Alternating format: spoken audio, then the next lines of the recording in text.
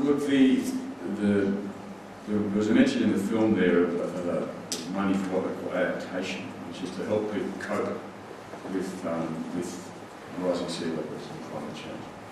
And there was a $30 billion fund put up. But the government of Kiribati organised a thing called the Kiribati Adaptation Project, right, which is doing lots of things. And one of those is building those seawalls.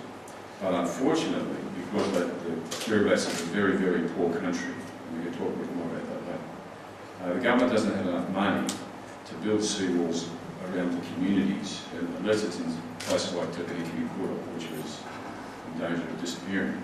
So most of the seawalls they build, or the priority are to protect what they call the public infrastructure, that's roads, hospitals, schools. And the tragedy is that the world hasn't come on board to assist, despite making the promises, as Tom said. But when there's a problem, the community all get in together, do everything together all the time.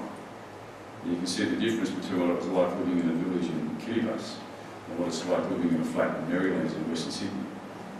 Where's the community?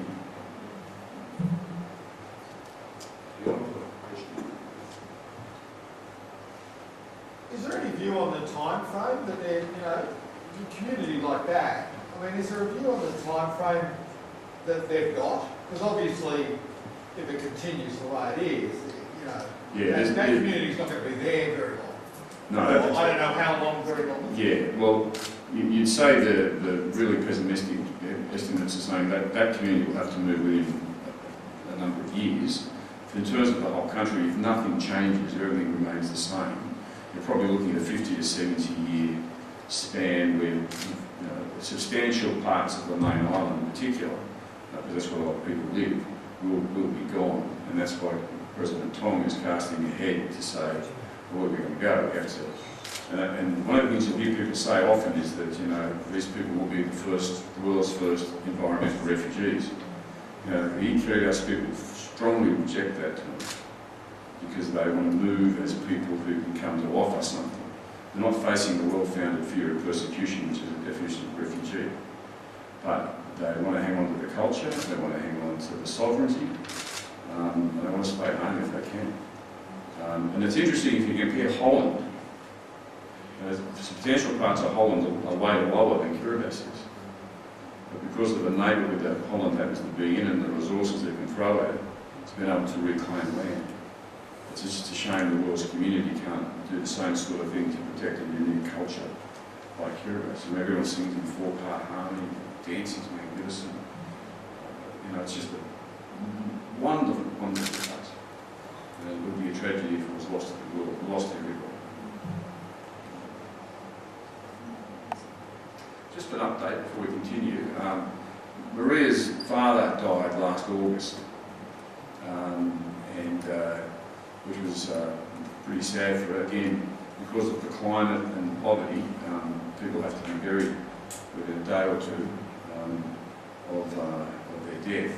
And so she didn't get back for the funeral again for her dad, which was very sad. But she did go home and stay home for a few months. And the good news is that she and Shifang, he's coming out to Australia very soon. That relationship is prospering and flowering, and we, there is good news and there is hope alive there. But one thing we shouldn't forget is that it's not just climate change that makes it difficult for a place like Kiribati. It's also the poverty, and it's poverty it's different to this poverty you see in Asia, but it's got the highest, for example, deaths of infants between 0 and 5 from diarrhea. And part of that is because of the climate change. Part of that is the brackish water, and part of that is the fact that it's really, hygiene becomes very difficult.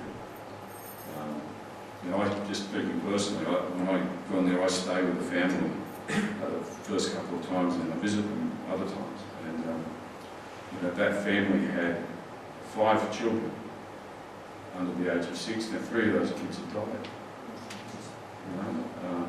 From really preventable stuff, high fever, diarrhea. Yeah. How do they remain self-sufficient? How are they living with their food?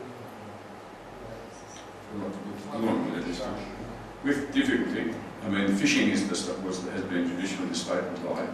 There's a lot of imported food with preservative added that's actually creating a big problem with diabetes internationally. Now they certainly have lived a self-sufficient lifestyle for generations, and with that's come unbelievable knowledge. You may have read recently of people who headed off on an island, but when the tides are shifted, they're getting climate change, they missed the island, and they were 6 months adrift on a boat.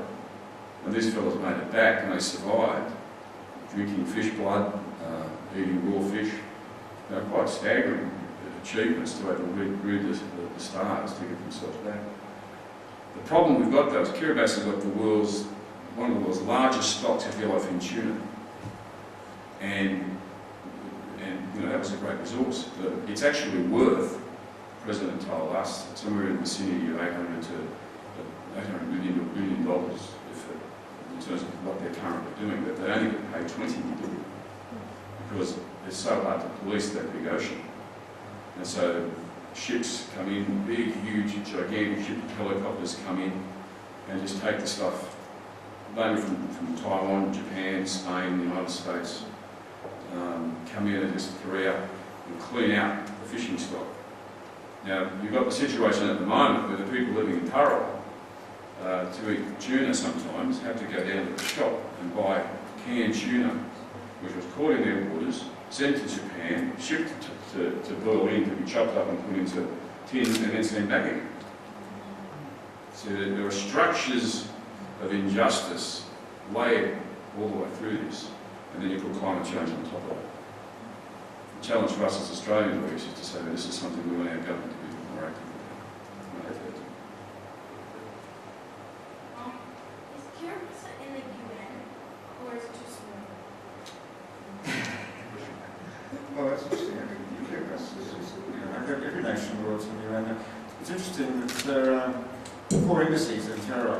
Tarawa's the main town. There's Australia, New Zealand. But interestingly, there are also the Taiwanese and the Cuban. Most of the doctors in the hospital are Cuban. Yes, so the doctors are Cuban, and the Taiwanese government started some projects in Tarawa trying to encourage locals to grow vegetables and to basically make their land look more productive. But Australia does contribute quite a bit of overseas aid to Kiribati, as does New Zealand. Plus there's a program with New Zealand similar to the one with Australia where workers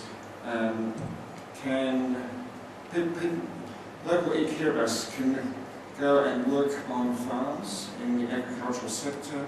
They can, and doing that, they earn good money to bring back home. There's a program with Zubricky universities in there, with nurses who are also being trained, and well, may even have to stay in Australia. This could be what the President, in fact, talks about. He talks about in the film about people going to countries like Australia and settling there and being like growing a small community so others can then come later and add to it. And this is one strategy for possibly relocation that the government's gone. But just thinking of going back to talking about Kiribati people going overseas, it's a very important source of income, as you can imagine. One of the biggest sources of income is remittances. Also, Kiribati is famous for its sailors, merchant seamen. There's a place in Tarawa that trains them to then work on ships in the Mediterranean, Pacific and so on. And those sailors bring back quite a lot of money as well. But one person's income can keep a whole family going, extended family going for the whole year.